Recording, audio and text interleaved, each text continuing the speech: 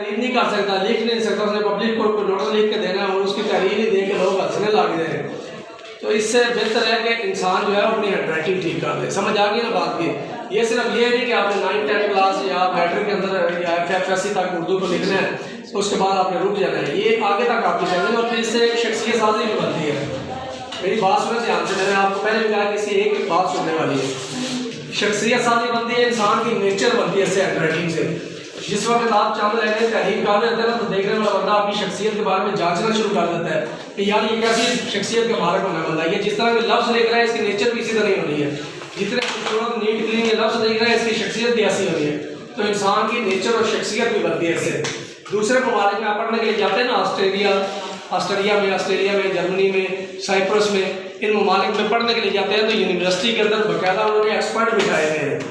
Expert जो है वो कहते हैं कि बच्चे को एडमिशन के लिए यहाँ पे चंद मैंने तहरीर करके दिखाएं। ये भी आपको इन्फॉर्मेशन के लिए बता रहा हूँ। आप लोगों ने कई अच्छे सोर्सेज वाले हैं बच्चे जिन्होंने बाहर जाकर पढ़ना होता है, तो आपको पहले से एक चीज़ बता रहा हूँ। वो एडमिशन के लिए वहाँ पे लाइनें तहरीर करवाते हैं। जिस वक्त वहाँ पे आपने चंद लाइनें तहरीर करनी है तो 1 मिनट से पहले एक्सपर्ट बता देते हैं बच्चा झूठ बोल रहा है या सच बोल रहा है, ये कैसी कैटेगरी में, नेगेटिव में, पॉजिटिव में, कैसे लोगों की सोबत को पसंद करता है ये। तो 1 मिनट से पहले वो आपकी नेचर के बारे में बता देते हैं।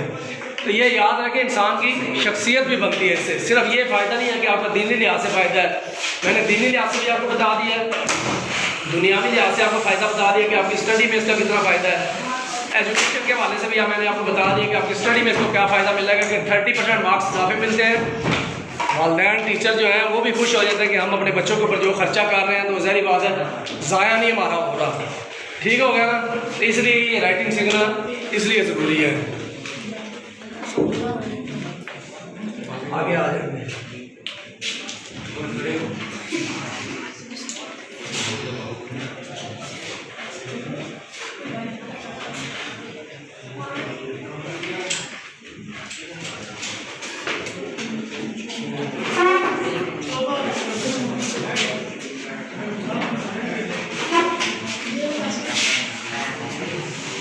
गत्ता या क्लिप बोर्ड का इस्तेमाल जब भी राइटिंग करें, याद रखेंगे इस चीज़ की आदत अपना लें कि जब भी राइटिंग करें तो नीचे गत्ता या क्लिप बोर्ड का होना बहुत ज़रूरी है। अगर आपकी राइटिंग अच्छी है लेकिन आप नीचे कोई गत्ता या क्लिप बोर्ड नहीं रख रहे, टीचर्स बाज़ ऐसा कहते हैं कि बाहर आ जाए इससे में आके टेस्ट देना शुरू करें। टेस्ट देते हैं तो आप पेपर को यहाँ पे रख लेते हैं, टांग पे यहाँ रख के लिखना शुरू करेंगे, आपका पेपर इसका फोल्ड हो जाएगा। ना आप गुलाई वाला लफ्ज़ अच्छा लिख सकते हैं, ना ही खींच के लिखने वाला लफ्ज़ अच्छा लिख सकते हैं, ना ही आपकी स्पीड कवर रहेगी।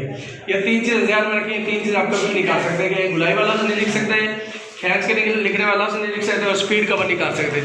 जब भी राइटिंग करें एक आदत बनाए, नीचे गत्ता या क्लिप बोर्ड लाजमी रखा करें, या नीचे अगर डेस्क मौजूद है तो डेस्क पर रख के लिखा करें। इससे भी 10% आपकी राइटिंग में चेंज आएगा। फिर इसके बाद है मेजरमेंट, अल्फाज की पैमाइश। शैतान का रहे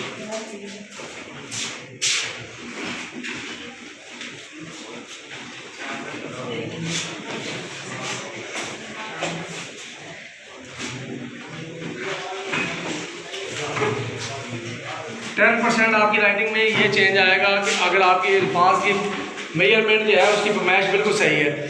जो कॉपी की लाइनें होती हैं ना आपकी, ये 2 लाइनें कॉपी की 2 लाइनों के अंदर कितना साइज़ में लफ्ज़ होना चाहिए, ये जो लाइनें काफ़ी लगी हुई हैं ये अंदाजे के साथ नहीं लगाई हुई। हर आर्ट काउंसिल की तरफ से बाकायदा अप्रूवल होती है। हमारी गुजरांवाला आर्ट काउंसिल है, इस तरह रावलपिंडी आर्ट काउंसिल है, सरगोदा आर्ट काउंसिल है, ये मुख्तलिफ आर्ट काउंसिल होती है। हार्ड डिवीज़न की एक आर्ट काउंसिल होती है, उनके चेयरमैन होते हैं, अरकान होते हैं। अरकान जो है वो बाकायदा मशावरत के साथ अपने चेयरमैन को लिख के देते हैं कि ये लाइनें ठीक हैं। गवर्नमेंट अप्रूवल लेती है कि हम ये लाइनें प्रिंट कर रहे हैं, क्या ये ठीक है। वो उसके बाद प्रिंटिंग होती है उन लाइनों की। एक मखसूस साइज़ है इसका, तो इसके अंदर कितना साइज़ होना चाहिए, कितना लफ्ज़ होना चाहिए, ये भी आपको पता होना चाहिए। बच्चों मैं मुख्तलिफ स्कूल्स में जाता हूँ, मैंने आपको बताया कि मैं दारुल अरकम स्कूल के अंदर जाता हूँ, कंप्रीहेंसिव में, अमेरिकन लेस्टर में, गैरजन में, अलूर पब्लिक हाई स्कूल में, डिस्ट्रिक्ट जनाब में, आपके स्कूल के अंदर मिसाली लागू इसको 7 स्कूल हैं। इसी तरह रीडर कॉलेज में मेरी क्लास होती है, पंजाब कॉलेज में मेरी क्लास होती है। तो इन सारी जगह के ऊपर आधा घंटा 40 मिनट, आधा घंटा 40 मिनट, 1 घंटा मेरी क्लास होती है। तो बच्चों की राइटिंग में फॉल्ट जो मैं देखता हूँ, जो सबसे बड़ा फॉल्ट है ये होता है कि नीचे वाला लफ्ज़ ऊपर वाली लाइन में गया होता है, ऊपर वाला नीचे वाली लाइन में गया होता है, दाएँ वाला लफ्ज़ बाएँ को मिल रहा होता है, बाएँ वाला दाएँ को मिल रहा होता है। तो लफ्ज़ एक दूसरे के साथ मिल जाए तो लफ्ज़ों की ज़ाहिरी खूबसूरती जो है वो बिल्कुल डेड हो जाती है। लफ्ज़ कितने साइज़ में होना चाहिए? हमारी उसकी भी राइटिंग टोटल 4 लाइनों का मजमूआ है। ये 2 लाइनें बज़ाहिर हमें नज़र आ रही होती है, ये वाली, इसके अंदर 2 लाइनें और होती हैं जो हमें नज़र नहीं आ रही होती।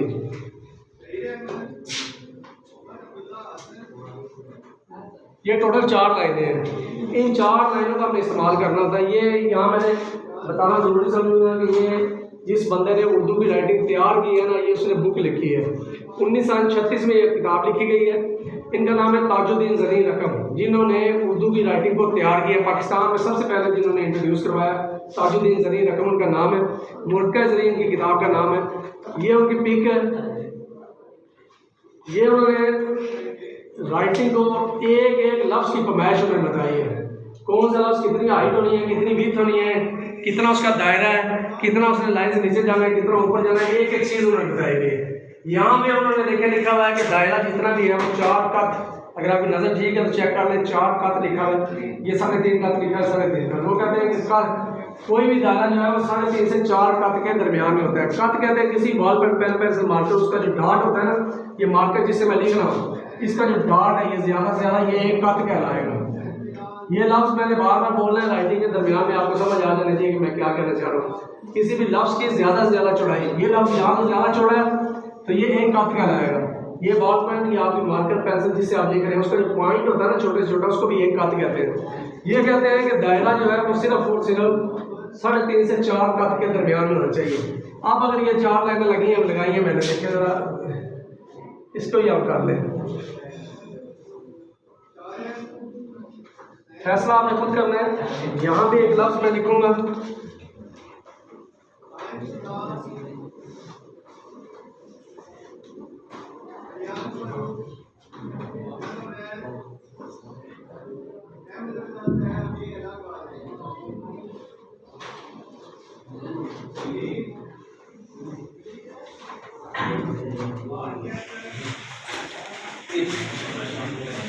इसमें से बताएं कौन सा खूबसूरत लग रहा है? दरमियान वाला, पक्की बात है। अच्छा, पहले वाला जो है इसकी पैमाइश उन्होंने बताई 3.5 से 4 का। ये साइंस की थ्योरी है, मेरी नहीं। जैसे किसी चीज़ की हाइट बढ़ती है उसकी विड्थ भी बढ़ती है, ऐसे ही है ना। अगर आप पीले की तरह पतले पतले होते जाए तो पता नहीं कहाँ पहुँच जाए। इंसान जो है विड्थ भी, उसकी बॉडी बढ़ती है, इसका विड्थ बढ़ती है। हर चीज़ की थ्योरी है, किसी भी चीज़ की दिखा लें आप जैसे उसकी हाइट बढ़ाएंगे उसकी विड्थ भी बढ़ाएंगे। अगर इसकी पैमाइश आपने कंप्लीट करनी है, देखें 4 कत इसकी पैमाइश आपने पूरी करनी है।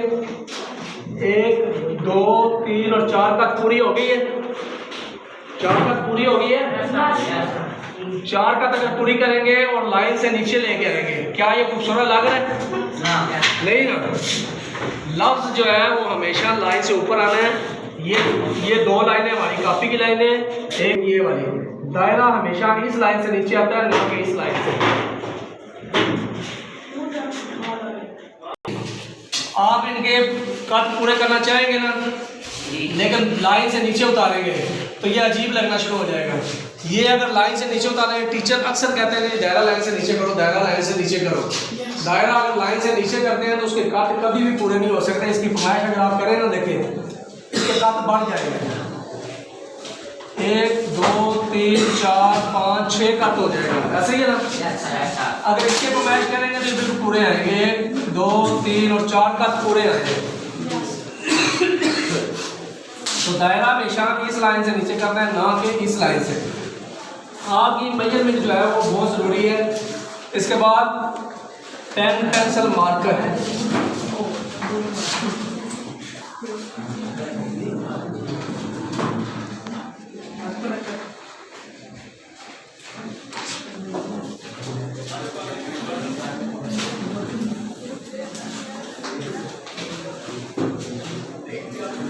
%, ये राइटिंग में चेंज लेके आता है। आखिरी पॉइंट है रोशनी का इंतखाब।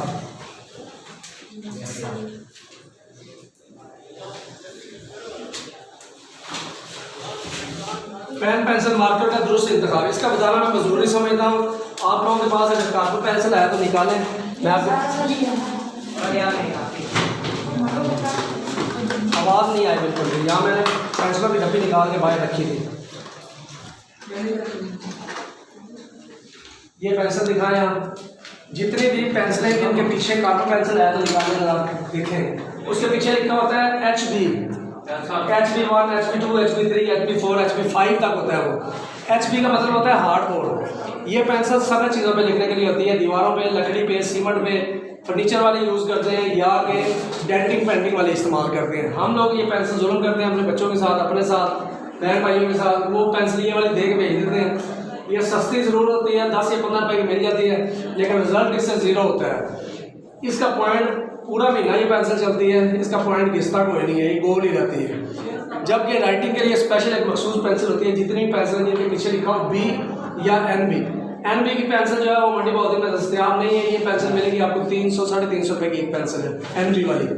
ये B की पेंसिल है, B की पेंसिल मंडी बहादुर में दस्तयाब है, ये 50 रुपये की एक पेंसिल है ये वाली। इस गोल्ड फिश की पेंसिल है वो 30 रुपये की एक पेंसिल है। ये पेंसिल कुछ पॉइंट के बाद, कुछ थोड़ा टाइम लिखने के बाद एक तरफ इसका खुद से एक पॉइंट बन जाता है कलम की तरह इस अंदाज में।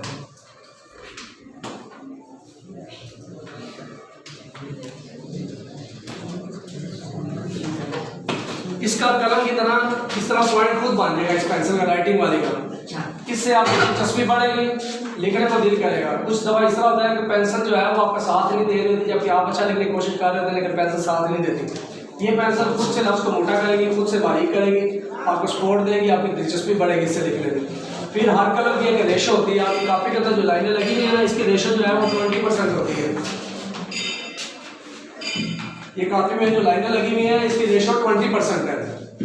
ग्रे कलर है, ब्लैक कलर की रेशो 100% होती है, व्हाइट कलर की रेशो जो है वो 0% होती है। जब भी राइटिंग करें आपकी कापी की लाइनें अगर 20% है ना, तो उसकी पेंसिल या इंक जो जिससे आपने लिखना है उसकी रेशो 50 से ऊपर होनी चाहिए। ये वाली पेंसिल जो आप इससे बिल्कुल लाइट लिखेंगे तब भी इसकी रेशो जो है वो 40 से ऊपर जाती है। अगर इसे थोड़ा गड़ा के लिखेंगे तो इसकी रेशो 80% से ऊपर जाती है। जबकि दूसरी जो कापी पेंसिल आप इस्तेमाल करते हैं HB वाली, HB की पेंसिल जो है ये वाली, ये आप गड़ा के भी लिखे तो तब इसके रेशो 20% से ऊपर नहीं जाती। अब व्हाइट के ऊपर व्हाइट निशान लगाओ, क्या नजर आएगा? नहीं ना। ब्लैक के ऊपर ब्लैक निशान लगा दे नजर नहीं आएगा, लेकिन अगर ब्लैक के ऊपर व्हाइट लगाए तो सही वाज़ह नजर आएगा। तो उसकी रेशो और उसकी रेशो में 100% का फर्क है। तो मैं ये नहीं कहता कि 100% वाली लेके हैं, आप ऐसी लेके हैं कि जिसकी रेशो 20 से 40% के दरमियान में हो। तो ये पेंसिल आपको कलर स्कीम में भी मदद देती है। इसलिए 10% आपकी राइटिंग में पेन पेंसिल जो है इसका फर्क पड़ता है। आप घर से पैसे लेके आ जाते हैं, बोर्ड के इम्तिहान आप करते हैं, जाके वहाँ से पेन पेंसिल खरीदेंगे और लिखना शुरू कर देंगे। जिसमें आप वहाँ जाकर लिखना शुरू करते हैं, कुछ पेंसिलें आपकी ज़रूरत से ज़्यादा ही फेंक रही होती हैं, आप लिख रहे होते हैं वो हाथ से पीछे पीछे फैलना शुरू हो जाता है। कुछ पेन पेंसिल ऐसे होते हैं आप लिख रहे होते हैं उनकी इंक फैलना शुरू कर देती है। कुछ पॉइंटर ऐसे होते हैं कि वो लिख ही नहीं रहे होते, या पेंसिल ऐसे होती है बॉल पर लिख नहीं रही होती, आप उसको ज़बरदस्ती कभी हाथ पे घिसा रहे हैं, कभी कपड़ों पे घिसा रहे हैं, कभी पेपर पे घिसा के रनिंग बना रहे होते हैं। तो ये चीज़ें आपने पहले से इनका दुरुस्त इंतखाब करना है। उसकी कलर स्कीम ठीक हो, उसकी इंक ठीक हो और उसकी रवानी ठीक होनी चाहिए। इसी तरह रोशनी का इंतखाब सबसे लाजमी पॉइंट है। बच्चे सोचते हैं कि रोशनी का इसमें क्या किरदार है। रोशनी का इसमें ये किरदार है कि जब आप रूम में बैठ के काम कर रहे होते हैं ना, वाइट पेज होता है, सूरज की लाइट जो है वो पेपर के ऊपर पड़ती है, लाइट रिफ्लेक्ट करते हैं, आंखों में चुंधियाती है, आंखों में पानी आना शुरू हो जाएगा। उसके बाद आप आंखें मलना शुरू हो जाएंगे, सर दर्द शुरू हो जाएगा, सर बोझल हो जाएगा, आप बोरियत का शिकार हो जाएंगे। ये एक दिलचस्पी का काम है। राइटिंग लास्ट तक दिलचस्पी रहनी चाहिए। जैसे ही आप दिलचस्पी के बगैर लिखेंगे तो आपकी राइटिंग में फ़र्क आ जाएगा। इसके लिए दिलचस्पी बरकरार रहनी चाहिए। आप जहाँ पे बैठे हो वहाँ पे आपको इजी फील हो, ना कि आप गिल्टी फील करें। अंदर बैठे हो कंफर्टेबल महसूस करें अपने आप को।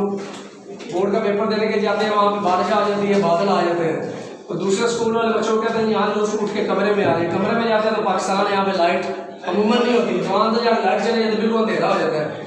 अब वो टीचर को इस चीज़ की जिम्मेदारी नहीं है कि किस तरह लिखना है, वो कहते हैं लिखे नहीं बैठ के। तो कुछ बच्चे तेज़ रोशनी के अंदर ज़्यादा अच्छा लिख रहे होते हैं, कुछ कम रोशनी में ज़्यादा अच्छा लिख रहे होते हैं, कुछ बच्चे इस तरह जो ध्यान में लिख रहे होते हैं, कुछ ईजी से लिख रहे होते हैं। तो आप इसमें गिल्टी फील ना करें, अपने टीचर से बोल के कहेंगे हम लाइट जो है वो अच्छी नहीं है, आप लाइट का सही इंतजाम करें, किसी ऐसी जगह बैठाएं या लाइट ठीक होगा। क्योंकि अक्सर इस तरह होता है आप होमवर्क कर रहे हैं, सर के आए ऊपर एनर्जी सेवर बोर्ड बने साइज का, लाइट इस तरह लगाई होती है, काम शुरू करते हैं तो एकदम से आंखों में पानी आना शुरू हो जाएगा या आपको नींद आना शुरू हो जाएगी, बोरियत से शिकार हो जाएगा। तो वहाँ पे भी ध्यान में रखा करें कि आप घर में भी काम करें तो लाइट जो है वो कंफर्टेबल हो, आपको आप इजी फील करें इसके अंदर।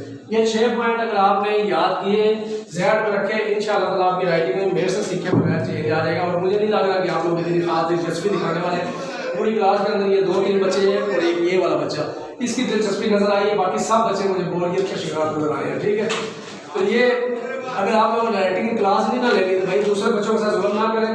तो अपने टीचर से बोल के कह रहे हैं, कोई आपको कुछ नहीं कहेगा कि जी हमें राइटिंग नहीं सीखनी, आपकी जगह के ऊपर कोई मुतबादल क्लास करवा देंगे। ठीक है, मुझे अच्छी खासी पे देते हैं यहाँ पे, मैंने 40 मिनट 35 मिनट की क्लास लेनी होती है, वो भी आप कल्ले मारने में या टाइम पास करने के अंदर गुजारें, तो उससे बेहतर है यार अपने से छोटे में किसी की क्लास रखवा दें।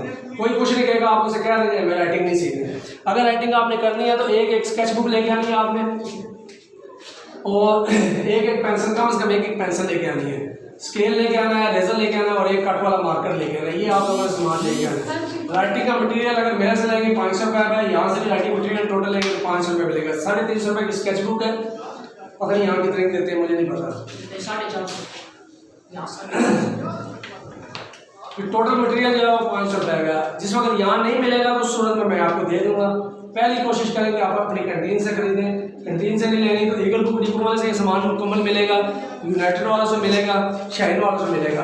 बाकी शॉप से आप सामान ले तो आएंगे, लेकिन अगर वहाँ से वो गलत दे देते हैं, इस तरह तक स्केच बुक लेके हैं, बच्चों को नहीं पता होता। कुछ स्केच बुक होती हैं स्केचिंग के लिए, तस्वीरों के लिए, कुछ स्केच बुक होती है राइटिंग के लिए। जब आप वो गलत स्केच बुक दे देते हैं ना, फिर वापस करने जाएंगे तो वापस नहीं करेंगे, वो कहेंगे जी आप वापस नहीं होगी। तो इसलिए आपको शॉप बता रहा हूँ, ईगल वालों से, यूनाइटेड वालों से, शेख वालों से लेंगे, मेरा नाम लेंगे तो वापस कर देंगे। अगर आप कहते हैं कि गलत आ गई चीज़ तो वापस भी कर लेंगे। तो ये जानी वाकफियत वाले बंदे से सामान लेने का ये फायदा होता है। और जितने का सेट बता रहा हूँ इतने के वहाँ से मिलेगा, इतने मेरे से मिलेगा। यहाँ पता नहीं कितने का दे रहे हैं, ये आपकी अपनी मर्जी, यहाँ से मर्जी ले। लेकिन मुझे नेक्स्ट क्लास से पहले हफ्ते के अंदर 2 क्लासें होनी है सिर्फ, आपकी तो एक ही होनी है, एक आपकी होनी है, एक सीनियर की होनी है। तो बेहतर है कि आप लोग जो है वो एक दिन भी ज़ाया ना करें। ठीक हो गया। राइटिंग का कोर्स है, बाहर से करेंगे तो 8000 का कोर्स है, 3 माह का। अगर किसी अकेडमी से करना चाहें तो वहाँ पे भी कर लेंगे। एक बड़ी अकेडमी जो है वो लालाजान कॉलोनी के अंदर है, अरशद टाउन के अंदर, पीएफ साइंस अकेडमी के नाम से। एक बड़ी अकेडमी जो है वो सुल्तान टाउन के अंदर है, मोटिवेटर अकेडमी के नाम से, मस्जिद के नीचे। एक मेरी अकेडमी घर के अंदर है, डिवीजन हैंड राइटिंग अकेडमी के नाम से। 3 मेरी अकेडमीज हैं, होम ट्यूशन भी करवाता हूँ और मुफ्त स्कूल के अंदर भी करवाता हूँ। अगर आप फील करेंगे कि हमें स्कूल के अंदर अच्छा टाइम नहीं मिल रहा तो भाई आप बाहर से कर सकते हैं, लेकिन जहाँ से भी करें आप ये राइटिंग में फ़र्क नज़र आना चाहिए। ओके जी, अल्लाह हाफिज़।